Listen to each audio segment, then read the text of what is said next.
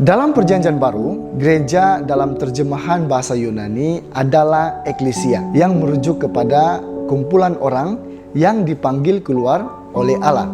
Ia tidak pernah digunakan untuk merujuk kepada bangunan, karena tidak ada bangunan gereja pada masa itu. Gereja merujuk kepada orang. Ada 3 metafora yang digunakan untuk gereja dalam Perjanjian Baru untuk mengajar orang-orang percaya tentang fungsinya yang pelbagai. Yang pertama, tubuh Kristus. Gereja adalah tubuh Kristus. Yesus Kristus sendiri adalah kepala untuk tubuh tersebut.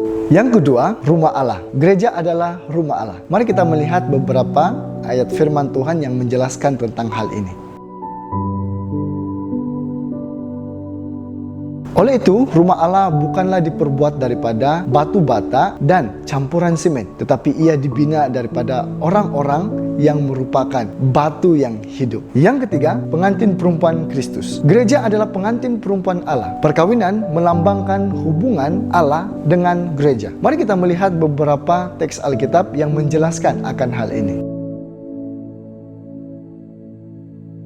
Metafora ini berperanan besar dalam menggambarkan kasih terdalam dan komitmen penuh Allah terhadap gerejanya. Terdapat 8 fungsi gereja yang perlu kita ketahui. Yang pertama, menyembah. Menyembah bermaksud menghargai Allah karena Dia layak dipuji. Di dalam kitab Kisah Para Rasul memberitahu kita, gereja awal banyak meluangkan masa untuk berdoa dan menyembah. Yang kedua, mengajar. Peranan gereja adalah untuk memberikan satu pengajaran dan khotbah yang sistematik supaya umat Kristen dapat berkembang dan menjadi dewasa di dalam iman serta pengetahuan akan Yesus Kristus. Yang ketiga, persekutuan. Persekutuan merupakan kebersamaan kita sebagai umat Allah. Ianya bukan suatu masa untuk gosip dan bercakap kosong, tetapi merupakan suatu masa untuk kita saling mendorong dan membina di dalam keluarga Allah atau berkongsi apa yang kita telah belajar dari Tuhan. Yang keempat, perjamuan suci. Kisah Para Rasul 2 ayat 42 berkata tentang memecah-mecahkan roti ketika mereka merayakan perjamuan Tuhan atau perjamuan suci. Salah satu fungsi gereja ialah menjalankan sakramen perjamuan suci